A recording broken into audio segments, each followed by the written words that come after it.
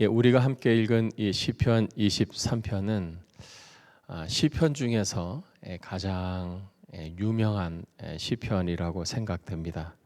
또 성경 중에서 사람들의 입에 가장 많이 회자되고 암송되어지는 말씀도 아마 이 시편 23편이 아닐까 생각이 듭니다. 이 시편 23편은 교회 다니는 사람뿐만 아니라 교회 다니지 않는 사람도 애송하는 그런 시입니다. 그래서 이 시편 23편에 적어도 한 구절이 꼭 붙어 있는 곳이 있습니다. 장례식장입니다. 이 캐나디안의 이 장례식장에 가면은 꼭 이 중에 한 구절은 꼭 붙어 있습니다. 그러니까 이것은 꼭 교회를 다니지 않는 사람도 이렇게 좋아하는 시편임을 우리가 알 수 있습니다. 여러분 이번 기회에 이 시편 23편을 여러분 다 하면 암송하시면 참 좋겠습니다. 1절이 우리에게 가르쳐 주는 것은 여호와는 나의 목자시니 내게 부족함이 없으리로다.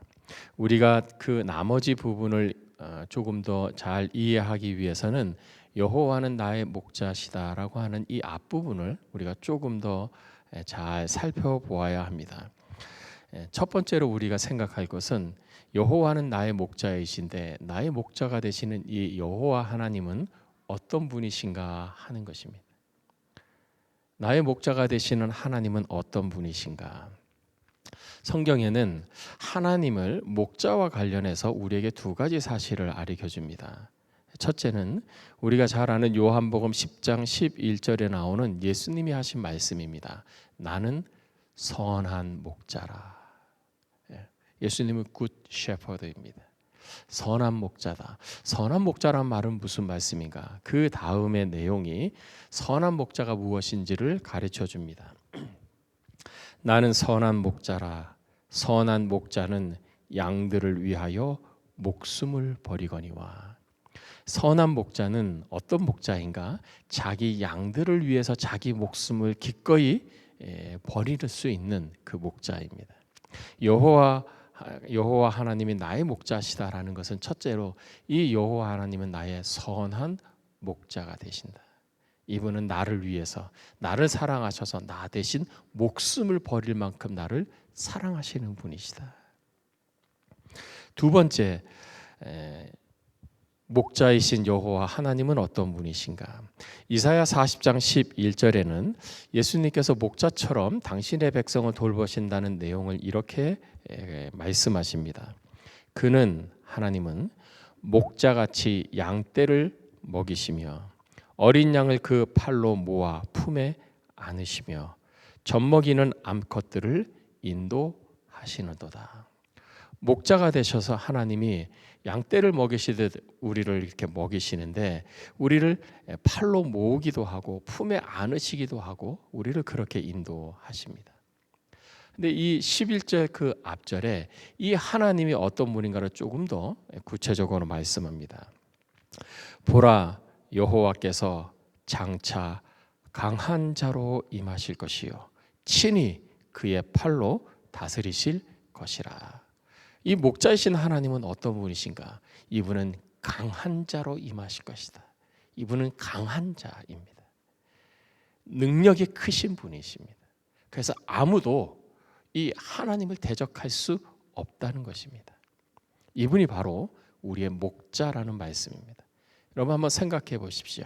우리의 목자가 되시는 하나님이 선하시기는 한데 강하지 않습니다.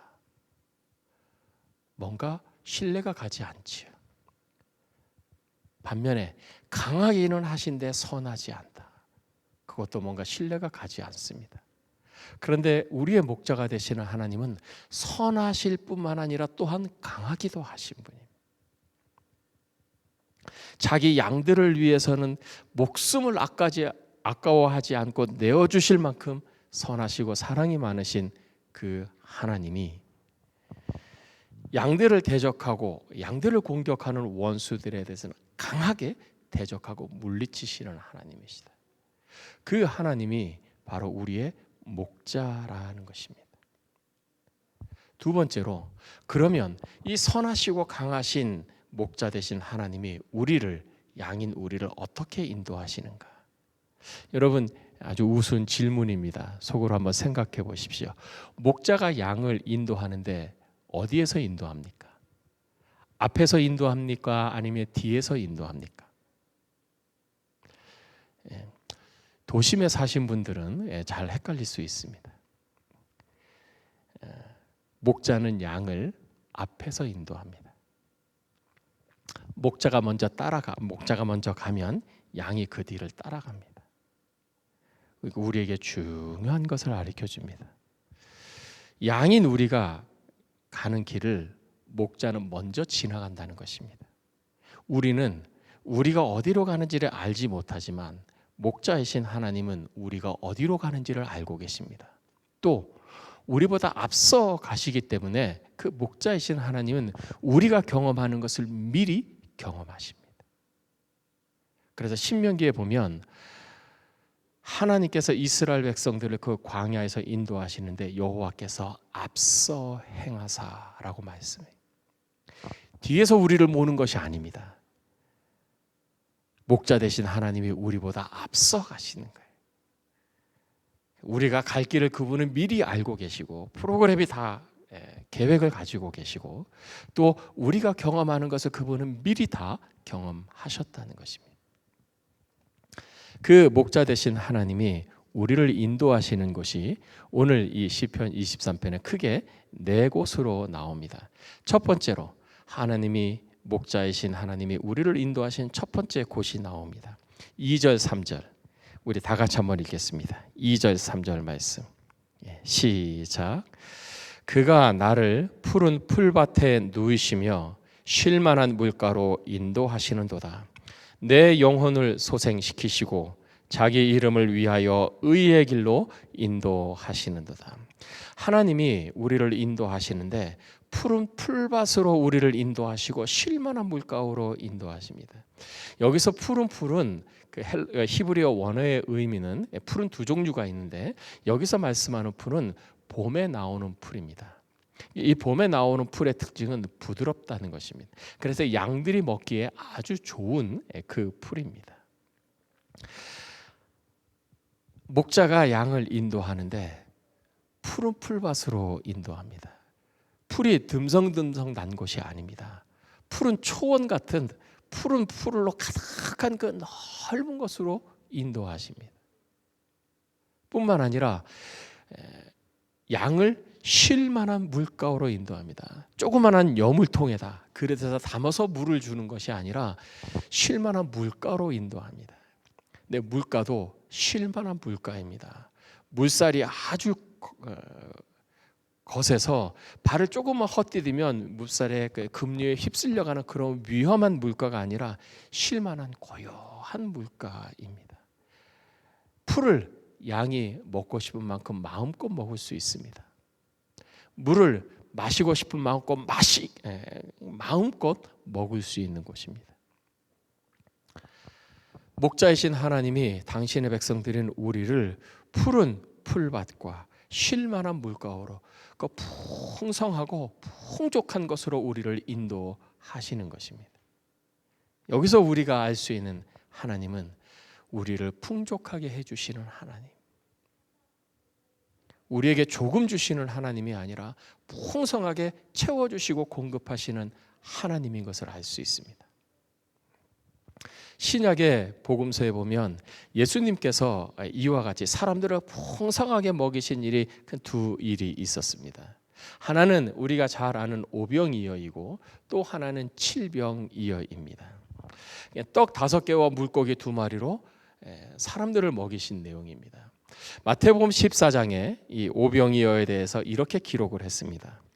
무리를 명하여 잔디 위에 앉히시고 떡 5개와 물고기 2마리를 가지사 하늘을 우러러 축사하시고 떼어 제자들에게 주시매 제자들이 무리에게 주시니 다 배불리 먹고 남은 조각을 12바구니에 차게 거두었으며 먹은 사람은 여자와 어린이 외에 5,000명이나 되었더라. 그러니까 여자와 어린이까지 다 합치면 약 한 2만 명 정도는 되었을 것이다. 아주 적은 양, 떡 5개와 물고기 2마리로 예수님이 기적을 베푸셔서 이 광야에서 풍성한 만찬이 나타나 2만 명이 먹고도 남을 만큼 만찬을 베풀어 주신 것입니다. 마태복음 15장에는 예수님께서 행하신 소위 칠병이어의 기적이 기록되어 있습니다. 예수께서 이르시되 너희에게 떡이 몇 개나 있느냐 이르되 7개와 작은 생선 2마리가 있습니다 하거늘 예수께서 무리에게 명하사 땅에 앉게 하시고 떡 7개와 그 생선을 가지사 축사하시고 떼어 제자들에게 주시니 제자들이 무리에게 주매 다 배불리 먹고 남은 조각을 7광주리에 차게 거두었으며 먹은 자는 여자와 어린이 외에 4,000명이었더라. 오병이어의 행하신 기적과 칠병이어의 기적이 다른 내용입니다. 예수님이 그런 풍성하게 채워주시는 2가지 기적을 행하셨습니다. 이 2 행하신 그 기적에 공통점이 있습니다. 첫째, 원하는 대로 주셨습니다. 이들의 배가 고팠습니다. 집으로 가다가 쓰러질 것처럼 아주 허기졌습니다. 얼마나 배가 고팠을까요? 예수님께서 이들에게 먹을 것을 주셨습니다.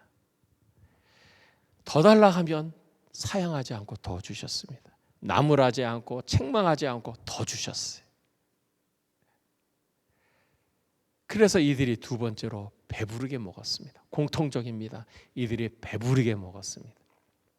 배부르게 먹을 만큼 주신 것이 아니라 그 다음에 사람들이 다 배부르게 먹고 음식이 남았습니다.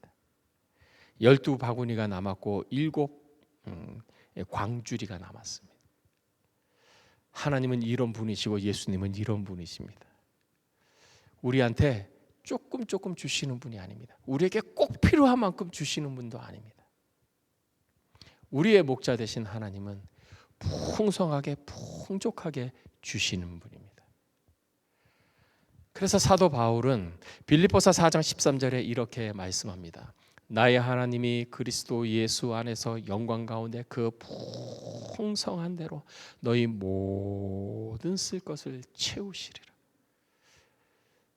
사도 바울이 이렇게 얘기할 수 있었던 것은 그의 경험적 확신이에요. 그 경험한 것이죠. 그러므로 사랑하는 성도 여러분, 풍족함을 위해서 기도하십시오. 풍족함을 구하십시오. 아유, 저는 그냥 저희 가족 잘 먹고 잘 사는 그냥 걱정 없이 먹고 살 정도면 됩니다. 여러분, 그것도 아주 겸손한 기도입니다. 근데 그러면 한 가지 좀 곤란한 상황이 생기는데 내가 다른 사람을 돕고 싶을 때 돕지 못한다는 거예요. 내 것을 갖고 있어야 주지요. 내가 조금 여유 있어야 그것을 주지요. 여러분, 나를 위해서가 아니라 나를 통해서 하나님의 영광이 드러나도록 풍족함을 위해서 기도하십시오. 그래야 주님의 이름으로 베풀고 나눌 수 있는 것입니다. 야고보서 4장 2절에 이렇게 말씀합니다.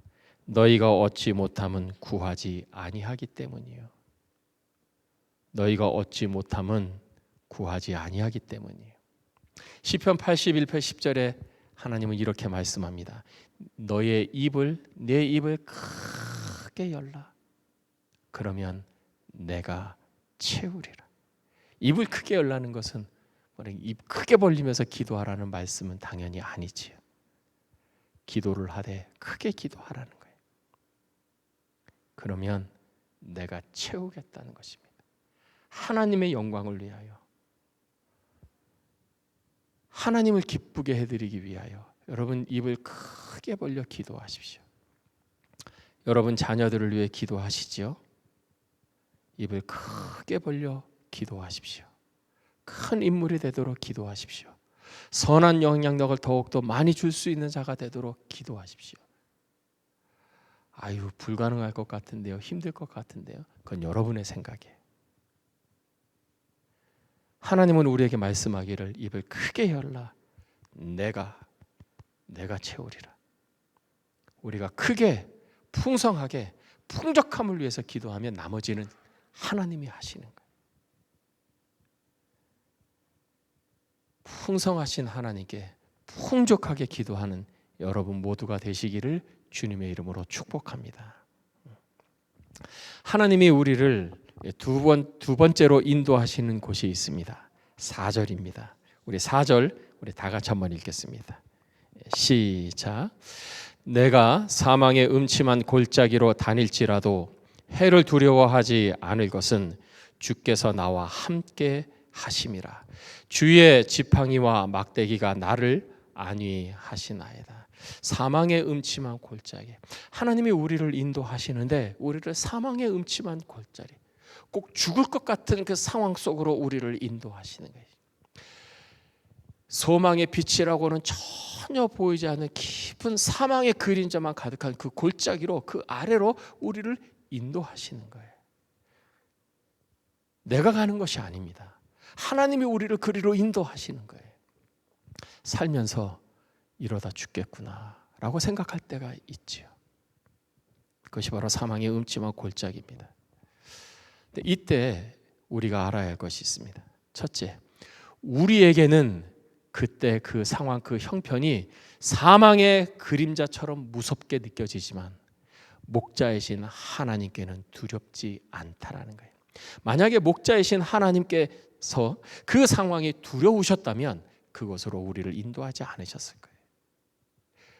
우리에게는 두려워요. 양인 우리에게는 두려워요. 그러나 목자이신 하나님께는 전혀 두렵지 않아요. 두려운 것은 우리의 생각이고 우리의 판단일 뿐입니다. 두 번째, 이 사망의 음침한 골짜기, 이 시간은 일시적이라는 것입니다. 거기에 평생 머물러 있는 것이 아닙니다. 내가 사망의 음침한 골짜기로 다닐지라도 walk through에 지나가는 것입니다. 통과하는 것입니다. 평생 거기에 머물러 있는 것이 아닙니다. 그냥 지나갈 것뿐입니다. 더 좋은 것을 향해서 그냥 지나가는 길목일 뿐입니다. 일시적이라는 사실을 기억하십시오. 세 번째, 이 사망의 음침한 골짜기, 사망의 죽음의 그림자가 드리워지는 것 같은 이때에는 하나님이 나와 함께 하시는 때입니다. 주께서 나와 함께 하십니다. 저는 이것을 몇 번 경험을 했습니다. 제가 전에 목회하던 이 캠립스라는 곳은 밴쿠버에서 한 4시간 반 정도 떨어진 것입니다. 근데 가끔 교회 일을 보기 위해서 이제 밴쿠버를 갈 때가 있습니다.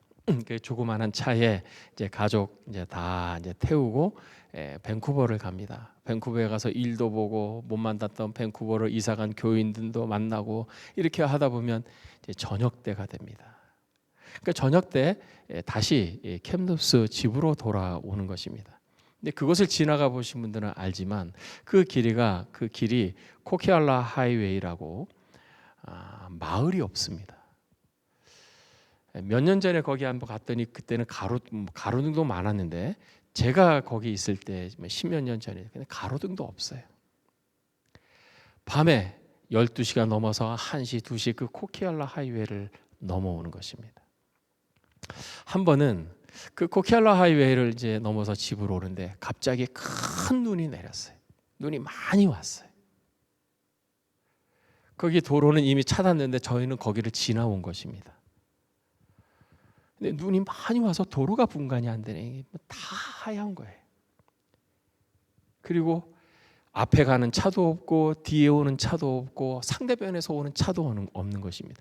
불빛이라고는 제 차에서 비치는 그 헤드라이트 불빛밖에 없는 것입니다.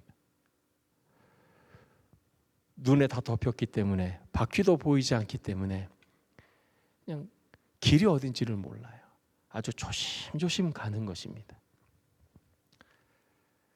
행여 조금이라도 실수하면, 그래서 차가 옆으로 빠지면 그냥 차가 그대로 박히는 거예요. 헤어나올 수가 없어요.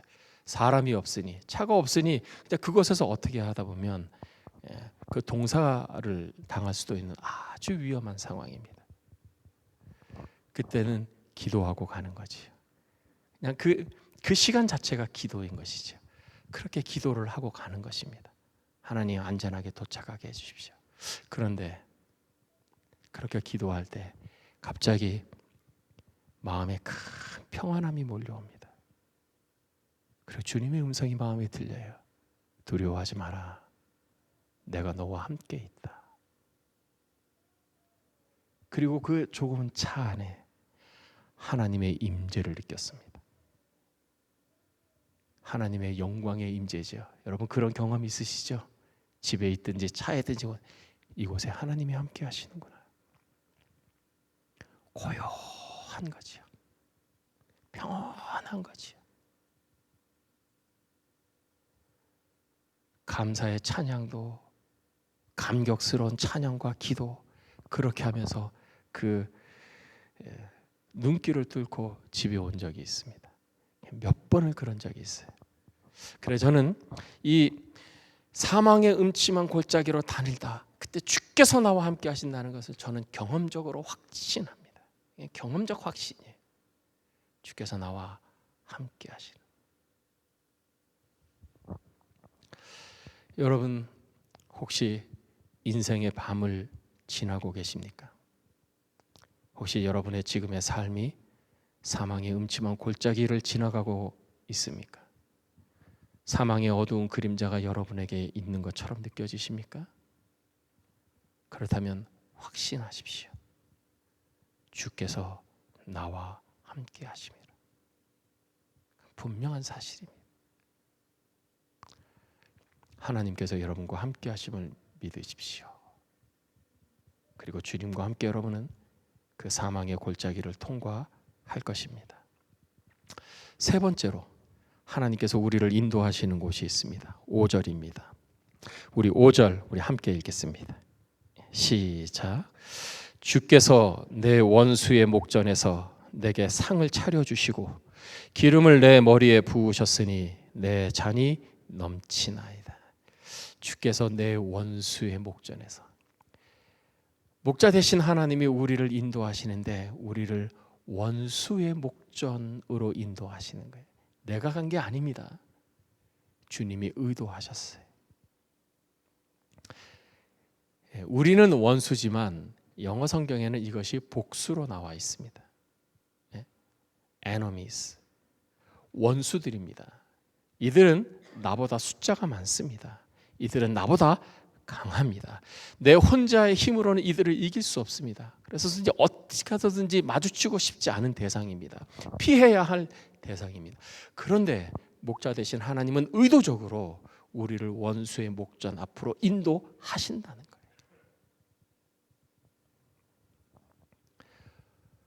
이때 우리가 기억해야 될 사실이 있습니다. 첫째, 원수들이 나보다는 강하지만 목자이신 하나님은 그 원수보다 강하다는 거예요. 만약에 목자이신 하나님이 그 원수보다 강하지 않았다면 목자가 먼저 피했겠지요. 목자가 다른 곳으로 갔겠지요. 원수가 나보다는 강합니다. 그러나 나의 인도자가 되시고 목자가 되신 하나님보다는 강할 수 없는 거예요. 그래서 두 번째, 하나님이 나보다 먼저 가시기 때문에 원수들은 나를 보기 전에 내 하나님, 내 목자를 먼저 보는 것입니다. 나를 보고 나를 잡아먹으려고 하기 전에 내 목자를 보시고 그들이 벌벌 떠는 것입니다. 그들보다 강한 목자를 보면서 사시나무 떨듯이 떠는 것이. 복음서에 보면 귀신 이야기가 나옵니다. 더러운 귀신이 한 마을을 점령해서 사람들에게 들어가서 사람들을 괴롭히고 학대하고 고통을 주고 막 사로잡고 그렇게 귀신들이 악을 행합니다. 사람들을 괴롭힌다. 그런데 그곳에 예수님이 오십니다. 그러면 예수님이 말씀을 하시기 전에 귀신이 먼저 예수님께 와서 무릎을 꿇고 애원을 하는 것입니다. 저를 살려주십시오. 마치 그와 같은 것입니다. 목자 되신 하나님이 우리보다 앞서 가시기 때문에 적이 원수가 나를 보기 전에 나의 목자 되신 하나님을 보면서 떠는 것입니다.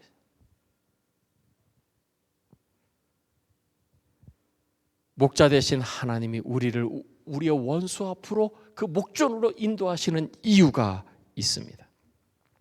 주께서 내 원수의 목전에서 내게 상을 차려주시고 기름을 내 머리에 부으셨으니 내 잔이 넘치나이다.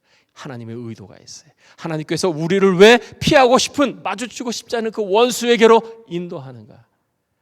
하나님이 우리에게 상을 차려주시기 위해서요. 그 원수의 목전 앞에서 상을 차려주시는, 잔치상을 차려주시는 거죠. 그 앞에서 우리에게 파티를 열어주시는 거예요. 상을 차려준다는 것은 음식을 차려주는 것입니다. 만찬을 베풀어 주시는 것입니다. 상을 차려주는 것은 축하의 의미가 있어요. 격려해 주는 의미가 있어요. 칭찬의 의미가 있어요. 보상해 주는 의미가 있어요. 내 머리에 기름을 부으시는 거예요. 기름은 인정의 의미가 있습니다.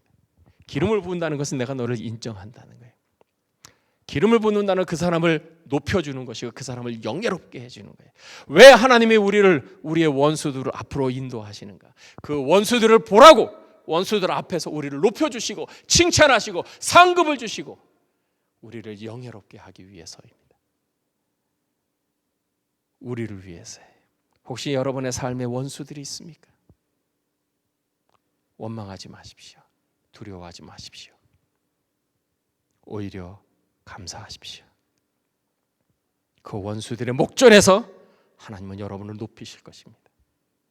여러분을 존귀하게 해주실 것입니다. 목자이신 하나님이 우리를 마지막으로 인도하시는 곳이 있습니다. 6절입니다. 우리의 데스티네이션, 우리의 목적지입니다. 6절 우리 다 함께 읽겠습니다. 시작. 내 평생의 선하심과 인자하심이 반드시 나를 따르리니 내가 여호와의 집에 영원히 살리로다. 내가 여호와의 집에 영원히 살리로다. 우리가 사망의 음침한 골짜기로 지나가는 것도 이 영원한 여호와의 집에 거하기 위함이고, 우리가 원수의 목전에 인도되는 것도 영원히 여호와의 집에 거하기 위함이에요. 우리의 최종 목적지는 여호와의 집입니다. 이 여호와의 집은 여호와께서 주인 되신 집이지, 여호와 하나님이 계신 집입니다. 이 여호와의 집은 가장 안전한 집입니다. 이 여호와의 집은 가장 행복한 집입니다. 이 여호와의 집은 가장 만족스러운 집입니다. 이 여호와의 집에는 없는 것이 없어요. 우리가 며칠간 다른 지역으로 이렇게 휴가를 가지요. 휴가를 가서 거기서 이제 즐겁고 재미있는 일들 경험을 하고 다시 집으로 돌아옵니다. 여러분, 집으로 돌아와서 집 다 내려놓고 하는 말이 뭡니까? 야, 그래도 집이 최고다. 여호와의 집이 그런 거예요.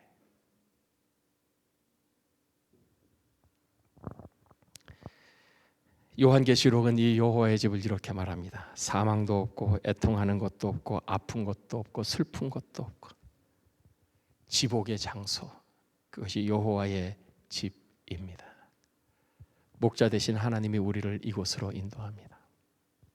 그러면 우리는 무엇을 해야 하는가? 첫째, 하나님께 믿고 맡기십시오. 하나님께 다 맡기십시오. 믿는다는 것은 맡기는 거죠. 다 맡기십시오. 두 번째, 목자 되신 하나님을 따라가십시오. 네, 따라가되 가까이 따라가십시오. 제가 중동에 가서 우리를 이제 인도하던 이제 목사님이 마침 양떼가 이렇게 지나가니까 버스를 급하게 세우셨어요. 다 내리라는 거예요. 그래서 그 양떼를 인도하는데 잠시 멈춰서 막 이야기를 하고 설명을 해주시는 것입니다. 근데 제가 이제 그 양들을 자세히 좀 봤어요. 그랬더니 양하고 사람하고 별 차이 없습니다. 목자 있으면 그 목자에게 바짝 붙어 있는 양이 있는가 하면 멀찌감치 떨어져서 딴짓하고 있는 그 양들도 있고요. 자기들끼리 뭐가 저쪽에서 나무하고 뭐 이렇게 뭐 열매를 먹는지 떨어져 있고 어슬렁어슬렁 거리는 그런 양들도 있습니다. 목자가 불러요. 근데 대꾸하지 않은 목자가 가서 막대기를 탁 때려요.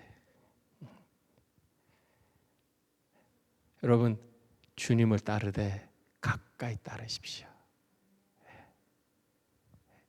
가까이 따르는 것이 가장 안전합니다. 이 코비드 19이 점점 확장된다고 합니다. 뭐 세컨드 웨이브, 뭐 서드 웨이브 이런 이야기들이 나옵니다. 확진자들이 더 많아지고 있기 때문에 조심하라고 합니다. 더 불안한 소식들이 들려옵니다. 이럴 때일수록 우리는 하나님을 바라보아야 합니다. 하나님께 가까이 붙어 있으십시오. 가장 안전한 그곳입니다. 우리를 사랑하시는 선한 목자이신, 이 세상의 그 어떤 존재보다 더 강하신 능력 있으신 하나님, 그 하나님의 목자됨을 알고 하나님과 날마다 가까이 동행하고 따라감으로 하나님께서 베푸시는 놀라운 축복들, 안전함, 그리고 그 구원을 날마다 받아서 누리시는 주님의 복된 양들이 되시기를 주님의 이름으로 축복합니다. 기도하겠습니다.